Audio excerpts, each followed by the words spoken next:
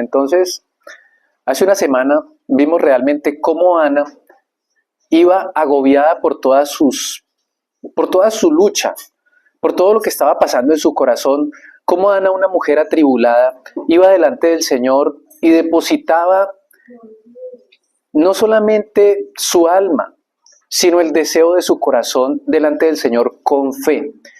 Y recordamos que decía que Ana estaba amargada.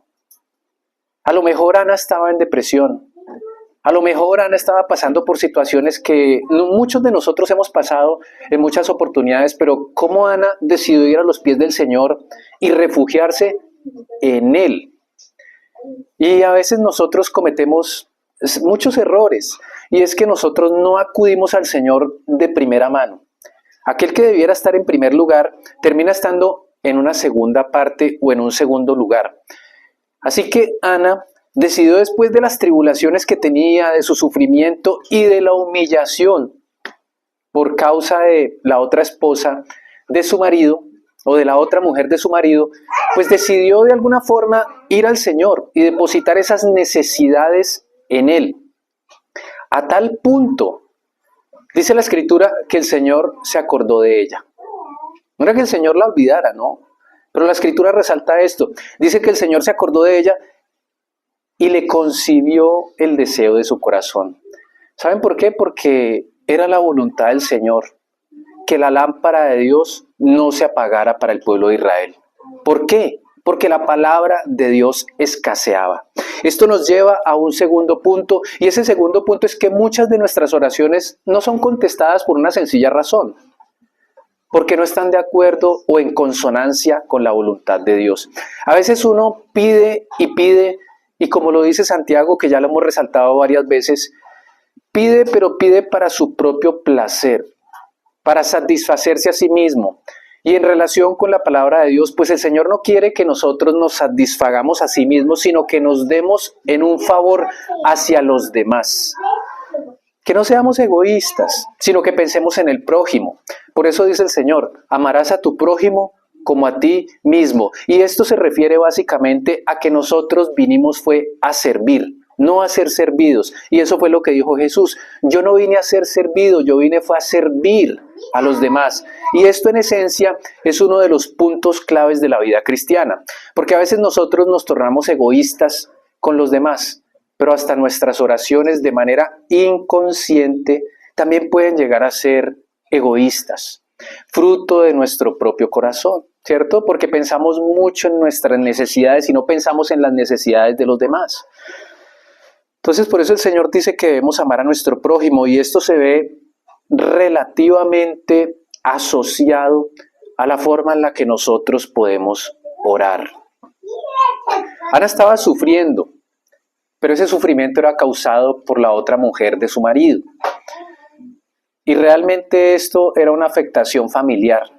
Así que hay cosas que nos afectan en la familia que pueden también, además de todo, pues hacer que el corazón de el cónyuge o de nuestros hijos pueda tener una cierta pesadez. Y esa cierta pesadez pues puede crear una atmósfera bastante pesada. Así que esas cargas son las que Ana va a llevar al Señor. Y quisiera también como que viéramos un texto, hermanos, y ese texto está en Santiago. Santiago nos habla en el capítulo 5, versículo 13, acerca de la oración. Hasta el 18. Es una sección o es una porción de la palabra que nos habla acerca de la oración.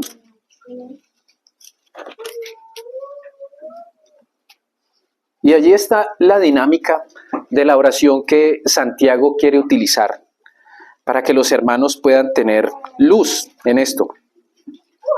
Y es atender a las necesidades de los santos, es atender a las necesidades de los hermanos en la congregación, en la iglesia. El capítulo 5 del verso 13 dice, observe esto, preste atención, vamos a leer todo el texto y luego vamos a comenzar a hablar. ¿Está alguno entre vosotros afligido? Haga oración. ¿Está alguno alegre? Cante alabanzas. ¿Está alguno enfermo entre vosotros? llame a los ancianos de la iglesia y oren por él, ungiéndole con aceite en el nombre del Señor. Y la oración de fe salvará al enfermo y el Señor lo levantará. Y si hubiere cometido pecados, le serán perdonados. Confesaos vuestras ofensas unos a otros y orad unos por otros para que seáis sanados. La oración eficaz del justo puede mucho. Observe, Elías era hombre sujeto a pasiones semejantes a las nuestras y oró fervientemente para que no lloviese, y no llovió sobre la tierra por 3 años y 6 meses. Y otra vez oró, y el cielo dio lluvia, y la tierra produjo su fruto. Amén. Observe entonces cómo comienza Santiago a partir desde un punto en la oración sencillo para todo creyente. Y quiero que se detengan esto. ¿Está alguno entre vosotros afligido? Claro que sí. Dice el Señor, como ya recordaban nuestros hermanos en oración y antes de que comenzáramos con la exposición de la palabra, el Señor dijo que en el mundo tendréis aflicción, pero confiad, yo he vencido al mundo. Así que una de las principales causas de la aflicción son las situaciones adversas para la vida del creyente. ¿Por qué se encuentra una persona afligida? A lo mejor porque las cosas que la persona desea no dan el resultado que la persona quiere. Eso puede ser motivo de aflicción. No encuentra un comportamiento adecuado en los suyos. A lo mejor el trabajo también puede convertirse en una situación difícil cuando uno ve que las cosas no salen de la forma en la que yo quiero. Y todo esto son pruebas para el creyente. Y todo esto causa aflicción de alma, aflicción de espíritu, pesadumbre. Y por eso dice Santiago, ¿está alguno entre vosotros afligido? ¿Qué dice? Haga oración. Pero note que la aflicción a veces es llevada a un estado de depresión, de tristeza y de hecho, apartamiento del Señor. A veces uno dice, ¿cómo para qué sigo al Señor? ¿Cómo para qué sigo orando? ¿Cómo para qué me sigo reuniendo? ¿Cómo para qué? ¿Qué sentido tiene si sigo en esta tristeza si las cosas no cambian? Hasta la oración se ve afectada, la comunión con el Señor se ve afectada por causa de las aflicciones. Y allí entonces Santiago va a empezar a tocar varios puntos. En el versículo 13 habla de la aflicción, en el versículo 14 y 15 habla de la enfermedad y en el versículo 16 habla de la confesión. 3 aspectos en la vida de oración de los cristianos. Ahora, ¿a qué se refiere la palabra afligido? Se refiere a adversidades, a dificultades. No quiere decir que por el hecho de que nosotros seamos cristianos vamos a tener una vida, vamos a decir así, el Señor me perdone, sí, con el respeto de todos ustedes, que vamos a ser como los ángeles, que no vamos a tener problemas, que vamos a estar con las alitas. Bueno, uno se imagina los ángeles en gloria. Claro, no quiere decir que ellos no tuvieran enfrentamientos, porque recuerde que los ángeles están puestos para el servicio de los hijos de Dios. Y ellos también pelean y batallan por nosotros, también son mensajeros. Y en medio de ese mensaje que el Señor quiere recibir o entregar, pues digamos que utiliza a los ángeles y hasta nuestras oraciones. Dice el libro de Daniel que son llevadas por los ángeles hasta el trono del Señor y se ven estorbadas por los adversarios o por el adversario. Entonces note que esas aflicciones resaltan en la vida de un cristiano las dificultades. Y entonces, ¿cómo responde el cristiano frente a las dificultades? ¿Con desánimo? ¿Con retroceder? ¿Con hacer un pie al costado? ¿Y qué dice Santiago? Santiago lo que está diciendo que si usted tiene dificultades o que si está difícil, haga oración, ore. Y eso es lo que normalmente el cristiano que está en la vida caminando con el Señor, no vamos a decir que siempre, pero regularmente puede acudir a no orar. A veces se acude a un consejo y es un consejo que ni siquiera proviene de una persona piadosa y se acepta ese consejo y ese mismo consejo va a traer más aflicción y más dificultades. ¿Por qué? porque la persona no acudió al Señor, la persona no oró, no le está buscando. Entonces lo que dice Santiago es que si alguno de ustedes está afligido en dificultades o en tribulación, haga oración, ore, aunque no tenga deseo, ore, aunque le cueste, ore, aunque no tenga la disciplina, ore, cree una disciplina en su corazón y vaya al Señor. Para todos nosotros es difícil y aún cuando estamos en tristeza, porque la tristeza a veces abarca el corazón del creyente por múltiples situaciones y es difícil, pero aún así Santiago anima a aquellos para los cuales está destinada la carta. ¿Está alguno afligido? Ore. Mire, si esto no sirviera, Santiago no se habría tomado el tiempo de escribirlo. Pero ni siquiera fue Santiago. Recuerda ese texto. Toda la palabra de Dios es inspirada ¿por quién? Por Dios, por el Espíritu Santo. Es inspirada. Entonces es el mismo Espíritu el que lleva a escribir a Santiago este fragmento, este segmento en esta carta. Para contrarrestar la aflicción, utilicemos la oración. Es la única manera. Y ahora continúa en el verso siguiente, 14. Bueno, aunque también agrega, ¿está alguno alegre? Cante alabanza, ¿cierto? Entonces, cuando estamos alegres, pues a veces hacemos otras cosas, ¿no?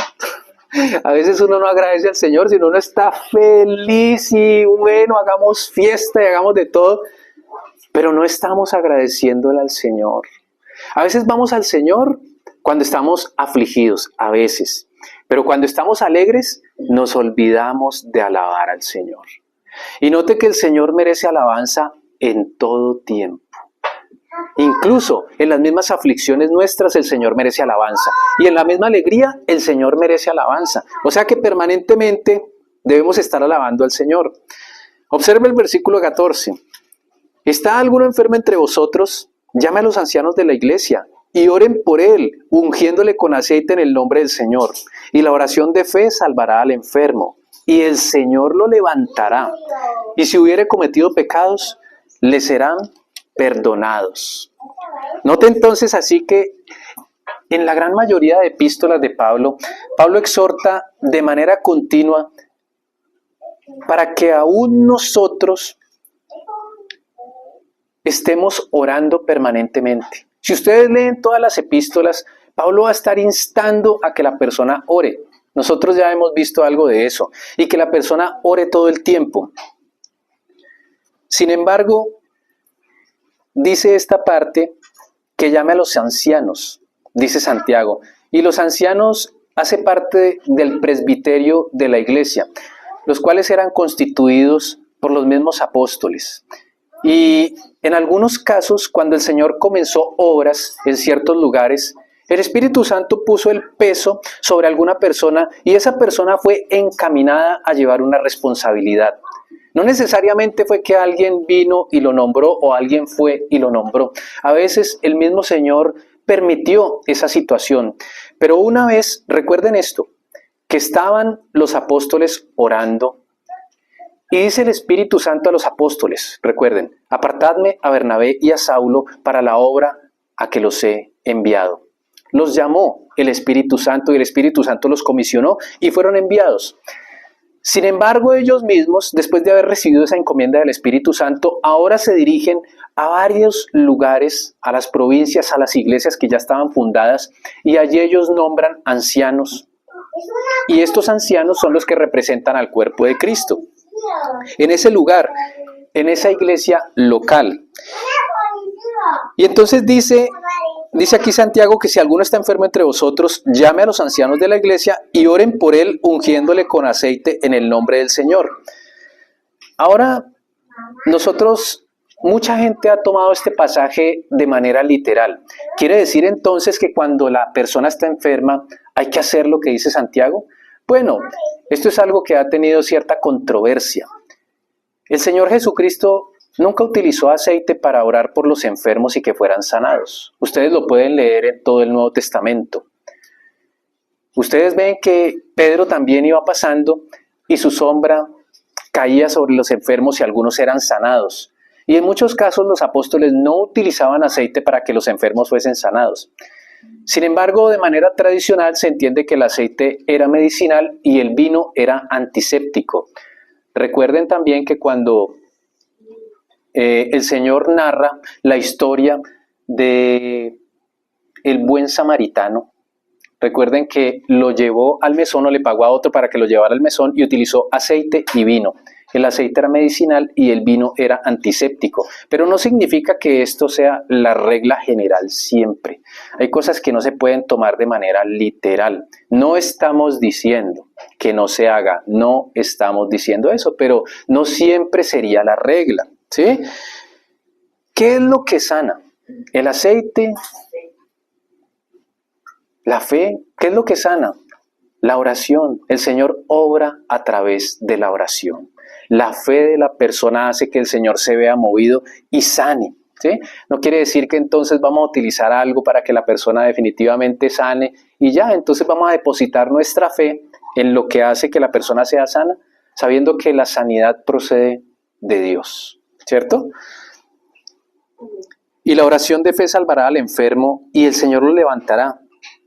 Y si hubiere cometido pecados, le serán perdonados. A veces también existe la tendencia a relacionar la enfermedad de la persona con pecados. Pero tampoco es así, porque entonces el creyente nunca se enfermaría. Y el creyente se puede enfermar. Si bien es cierto, hay algunos pecados que arrastran ciertas condiciones físicas en la persona, no siempre es así. Pablo le dice a Timoteo que tenga cuidado y que tome vino por causa de los dolores de su estómago. Pablo estaba enfermo. Y entonces, ¿será que Pablo no oró por Timoteo? Pues a lo mejor sí, pero el Señor sabe qué necesita cada persona, qué necesita cada hermano y qué condición debe estar pasando por la persona, ¿cierto? Entonces no siempre tiene que ser que la enfermedad de la persona tenga una raíz de un pecado. En algunos casos sí, en otros no.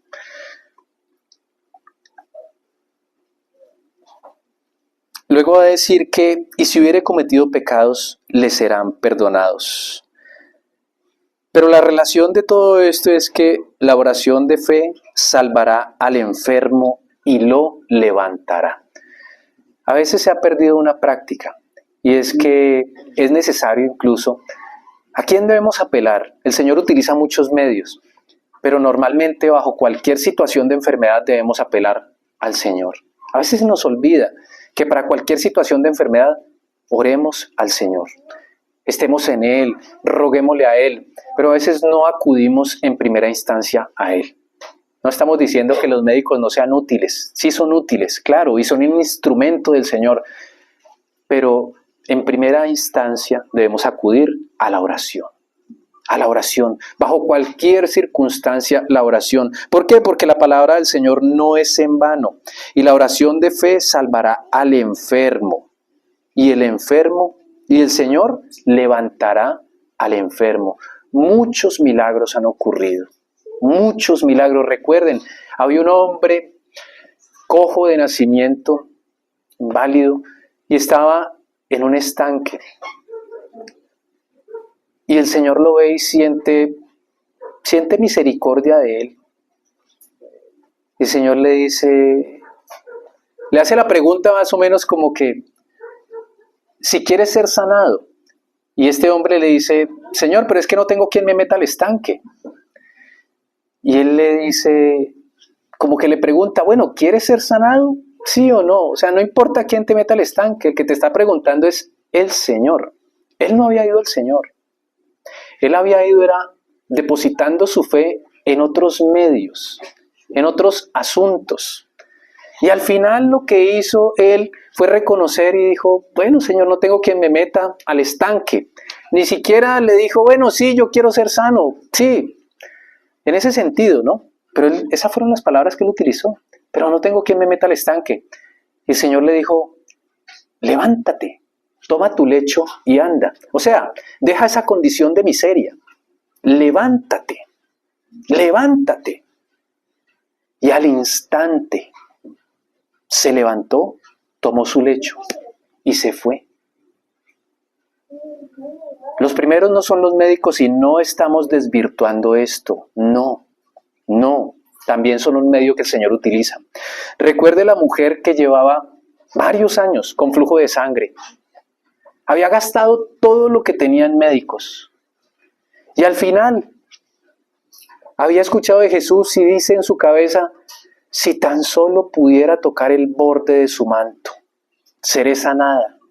No solamente fue una sanidad física, sino una sanidad espiritual. También ese mismo día que ella tocó el borde de su manto, fue salva, sanada y salvada. Note, pero ¿a quién fue ella? Después de haber gastado todos los recursos, va al Señor. Y eso es lo que nosotros como cristianos a veces solemos hacer. No utilizamos el recurso que el Señor nos ha dado tan precioso que es el arma de la oración. Ir al Señor. Y el Señor levantará de nuestra condición caída cualquier situación por la que uno como cristiano o como hijo de Dios esté pasando. Pero no solo esto. Y allí continúa Santiago en el verso 16. Observe. Confesaos vuestras ofensas unos a otros y orad los unos por otros para que seáis sanados. La oración eficaz del justo puede mucho. Y esto me recuerda que hay situaciones muy difíciles y hay situaciones que son tan agobiantes que necesitan ser confesadas. A veces uno carga con ciertos pecados que definitivamente sí necesitan ser confesados. Pecados de debilidades, pecados de situación, pecados de situaciones tan complejas que necesita uno dejar esa carga atrás o a los pies del Señor. Porque son pecados, digámoslo así, tienen un orden muy fuerte en la vida espiritual de la persona. La vida va teniendo como ese recorrer de la persona y en ese recorrido de la persona se va ensuciando y va cargando con ciertas consecuencias de algunos comportamientos impropios que ha tenido durante su vida. Y aún llega al Señor. Y la persona cuando llega al Señor aún hay cosas que no las ha saldado. Eso va a traer un peso y a la final puede hasta tener repercusiones físicas. Por ejemplo, la amargura puede ser que la persona entre en condiciones físicas que no esperaba. Porque ustedes saben que la amargura forma una raíz y esa raíz, de alguna manera, dice la Escritura, puede contaminar a otros. Que no haya entre vosotros ninguna raíz de amargura para que no se contaminen los demás. En otras palabras, no podemos tener un corazón amargado sabiendo que hemos sido salvos y siendo hijos de Dios, ahora entonces estemos en amargura para contaminar a los demás. Note que una persona amargada no va a tener felicidad, no va a tener gozo. ¿Dónde está el gozo? Como dice la Escritura, devuélveme el gozo de tu salvación, devuélveme el gozo. O sea, hay una felicidad que la persona debe experimentar aún a pesar de las aflicciones, aún a pesar de las adversidades. Ese gozo debe estar permanentemente en la vida de la persona. Ese gozo no puede verse opacado por ninguna raíz de amargura. Porque la amargura va a terminar afectando a mi familia, a mi esposo, a mi esposa, a mis hijos, a mis nietos, a mis hermanos. ¿Sí ve?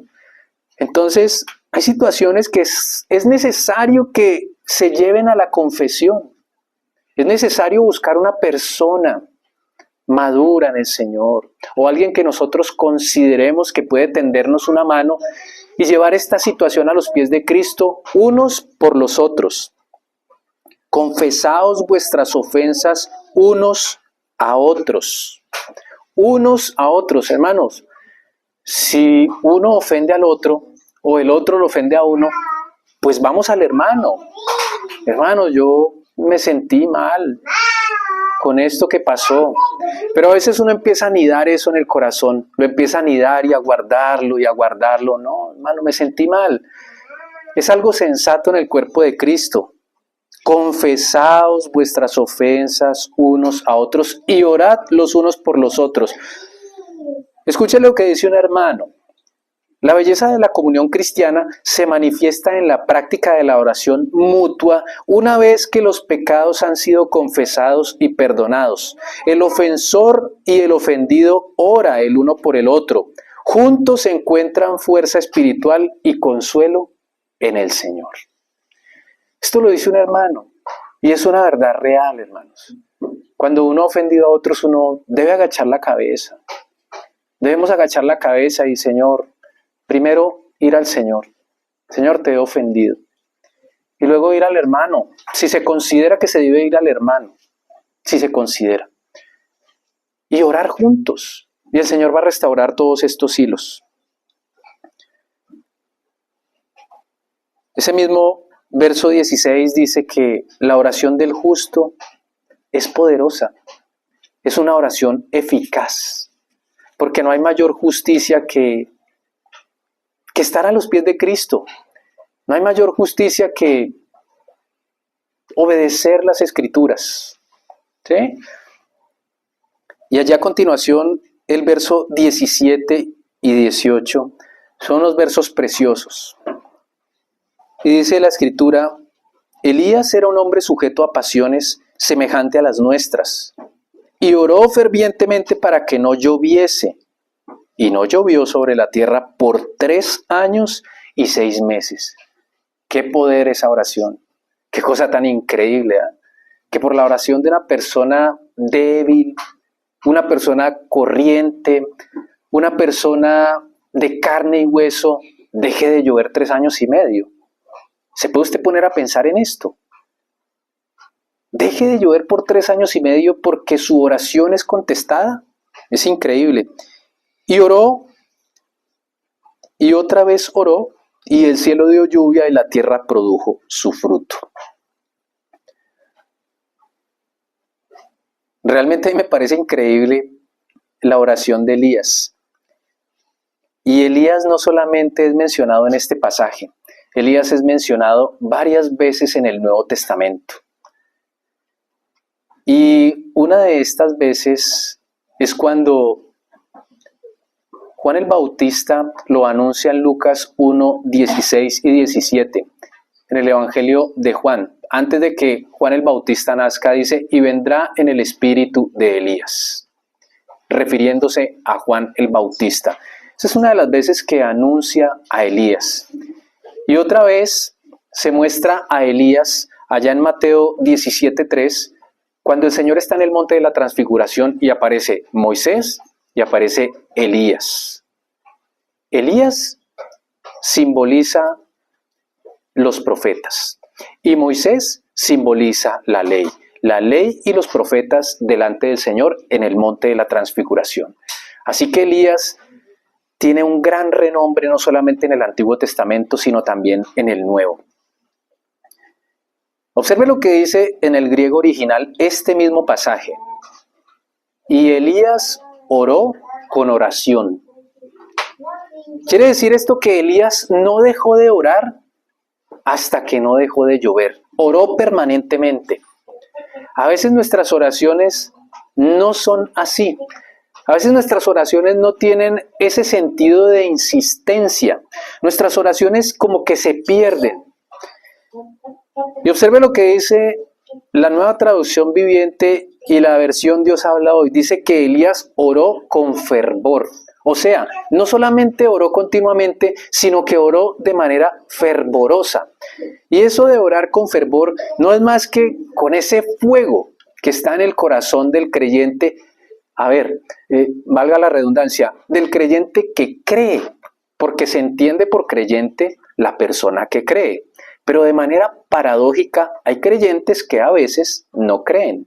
¿Sí? Uno como que no cree que el Señor puede hacer las cosas, como que son difíciles, como que esto es tan difícil para el Señor. Cuando el Señor va a resucitar a Lázaro, recuerden ese pasaje: ¿no te he dicho que si ves la gloria de Dios, que si crees verás la gloria de Dios? ¿No te he dicho que si crees verás la gloria de Dios? Y a veces esa fe que tiene el creyente no alcanza ni siquiera la fe de un grano de mostaza. Y recuerde que ese grano de mostaza es minúsculo y cuando se desarrolla es un árbol que crece. y se fortalece, y sus ramas sirven para nido de las aves. La Biblia de Jerusalén dice que Elías oró insistentemente, y la Valera de 1909 dice que rogó con oración. O sea, rogó, oró, fue insistente, clamó, fue fervoroso, tuvo fuego en su corazón creyendo que el Señor iba a hacer cesar la lluvia. Uno de los aspectos fundamentales de la oración es que si yo me acerco al Señor a orarle, cualquiera sea la situación, número uno, es buscar la voluntad de Dios por las Escrituras. Busquemos la voluntad del Señor por las Escrituras, número uno. Número dos, si yo pienso que estoy orando correctamente, debo de ser insistente, debo ser fervoroso y debo creer que Él es poderoso para responder al pedido de mi oración. Eso es lo que dice la Escritura. Ahora llama muchísimo la atención que uno a veces piensa en Elías, piensa en Moisés y piensa en Josué como si fueran esos grandes artistas que llevaron un mensaje del Señor, como hombres inalcanzables que no tenían padecimientos, como hombres inalcanzables que no tenían necesidades, como hombres inalcanzables que eran como hombres de acero. No, la Escritura dice que eran hombres semejantes a nosotros, pero aquí está haciendo la relación con Elías. Es decir, que su condición era la misma nuestra, no era una condición más especial, era exactamente lo mismo que nosotros. Elías no era de la realeza, era un hombre sencillo, era un hombre humilde, fue un hombre llamado por el Señor. Y eso me recuerda a una mujer que estaba leyendo hace poco, una biografía, en este momento se me escapa el nombre, y el Señor la llamó de muy joven, como 18 años tenía, y ella se encargó de abrir orfanatos en varios lugares, y todo su ministerio, digamos que tuvo la base de la fe. Y los niños que eran huérfanos, en una oportunidad, ella les dijo que tenía que darlos a otros lugares porque no tenían cómo sustentarse, no tenían cómo sostenerse porque todos sus recursos se habían acabado. Y ella había orado y era una mujer de fe. Y era una mujer que doblaba sus rodillas y era extremadamente piadosa. Era una mujer que se ceñía y confiaba en el Señor. Sin embargo, llegó el momento en el que esa fe tenía que ser probada. Ella dice a los niños que tenía que regalarlos a varias casas de familia y los niños se pusieron a llorar. Y luego dice que los niños se arrodillaron. Imagínense una casa con aproximadamente 700, 800, 900 o 1000 niños, como los que hay acá. Jovencitos, incluso adolescentes, niños, como Matías, como los niños, que no tenían padre ni madre. Y todos esos niños viendo a aquella mujer que los había tomado, y ahora esa mujer como en esa condición de rendimiento, y estos niños se van y se postran ante el Señor y comienzan a orar. Y comienzan a orar insistentemente. Acto seguido, al día siguiente comienzan a llegar recursos y dinero. Qué cosa tan increíble. Y a veces, ¿cómo dudamos? Por eso el Señor nos compara con niños. Tenemos que ser como niños, inocentes, en el sentido en el que el Padre Eterno va a suplir todas nuestras necesidades. Pero no solo eso, sino que nosotros tenemos que desarmarnos de todo prejuicio que esté en nosotros. A veces somos prejuiciosos, como que ¿será que el Señor sí me va a conceder esto? ¿Será que el Señor sí es capaz de darme tal cosa? Claro, cuando eso no está en consonancia con las Escrituras, evidentemente el Señor no nos lo va a dar. O a veces por la misma necedad de nuestro corazón, el Señor termina otorgando eso que nosotros le pedimos, pero solamente para que entendamos que es un perjuicio que hemos pedido y debido a la insistencia, pues a lo mejor el Señor lo conceda. Entonces imagínese todo esto, que Elías no era el superhombre, Elías era un hombre corriente, un hombre débil, un hombre de carne y hueso, un hombre que tenía problemas, un hombre que también tuvo que huir porque vio que su vida corría peligro, porque Jezabel iba a perseguir a todos los profetas de Dios. Ese era Elías.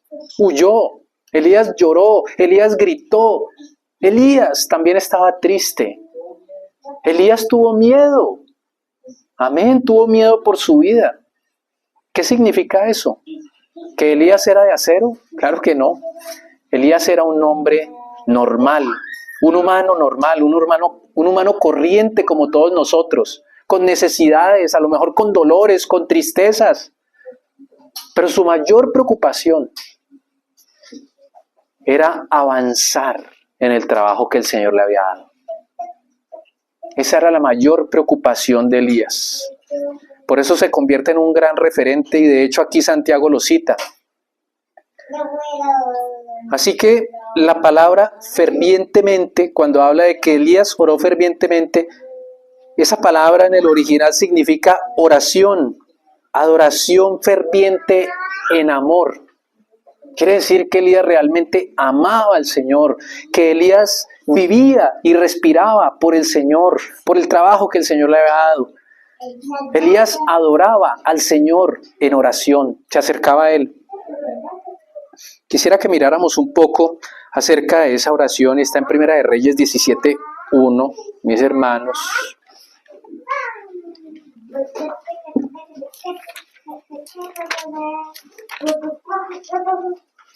Elías 17:1 comienza a narrar que va a venir esa sequía, pero esa sequía es producida por causa de el pecado de Acab. Acab era un hombre que había hecho un altar a Baal y evidentemente pues él adoraba a Baal, pero también se entiende que ellos creían que Baal era el dios de la lluvia. Y note lo que va a pasar aquí en el versículo 17, capítulo 17 en el verso 1. Entonces Elías Tisbita, que era de los moradores de Galaad, dijo a Acab: vive Jehová Dios de Israel, en cuya presencia estoy, que no habrá lluvia ni rocío en estos años, sino por mi palabra. Imagínense entonces que allí termina pues lo que dice Elías, pero no nos está mostrando más allá. Ustedes pueden continuar leyendo. Y luego dice que vino palabra de Jehová diciendo que se tenía que ir de ahí. Y vuélvete al oriente y escóndete en el arroyo de Querit, que está enfrente del Jordán, y beberás del arroyo, y yo he mandado a los cuervos que te den allí de comer. Y él hizo conforme a la palabra de Jehová. Pues se fue y vivió junto al arroyo de Querit, que está frente al Jordán. Y los cuervos le traían pan y carne por la mañana, y pan y carne por la tarde. Bebía del arroyo. Pasados algunos días, se secó el arroyo, porque no había llovido sobre la tierra. Pero no encontramos nada que nos indique la forma en la que Elías oró. No sabemos cómo él oró. Lo interesante de todo esto es que su oración fue respondida. Y lo interesante es que Santiago nos dice que oró de manera insistente y con fervor, que oró con toda oración y súplica. Y más adelante en el 18:41, observe. Esto es después de los 3 años y medio, o a los 3 años y medio más bien. Entonces Elías dijo a Acab: sube, come y bebe, porque una lluvia grande se oye. Acab subió a comer y a beber, y Elías subió a la cumbre del Carmelo. Y postrándose en tierra puso su rostro entre las rodillas. Observe. Y Elías subió a la cumbre del Carmelo, y postrándose en tierra puso su rostro entre las rodillas. Esto se podría resaltar porque observe la actitud de Elías, tomando como esa actitud de humillación y reconociendo la grandeza del Señor. Se postra de rodillas y mete su rostro entre las rodillas. ¿Qué clase de oración es esta? Reconociendo la grandeza del Señor. Y dijo a su criado: sube ahora y mira hacia el mar y él subió y miró, y dijo, no hay nada. Y él le volvió a decir, vuelve 7 veces. Así que Elías estaba en la misma posición orando, muy seguramente. A la 7ª vez dijo, yo veo una pequeña nube como la palma de la mano de un hombre que sube del mar. Y él dijo, ve y di a Acab, unce tu carro y desciende, para que la lluvia no te ataje. Y aconteció, estando en esto, que los cielos se oscurecieron con nubes y viento, y hubo una gran lluvia. Y subiendo Acab vino a Jezreel. Y la mano de Jehová estuvo sobre Elías, el cual ciñó sus lomos y corrió delante de Acab hasta llegar a Jezreel. Observe entonces el ejercicio que Elías hace y cómo Elías se postra delante del Señor y Dios escucha su oración y viene lo mejor, un torrencial aguacero por causa de la oración de Elías. Y quisiera resaltar algo, y es que uno a veces piensa estos personajes que fueron muy especiales. A lo mejor no, pero como se le preguntaba a la mujer que estaba a cargo de todos esos niños huérfanos, ¿cómo hizo esa gran obra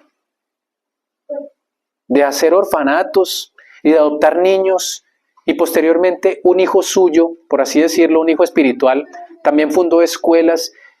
Y esa obra que ella comenzó fue como una bola de nieve.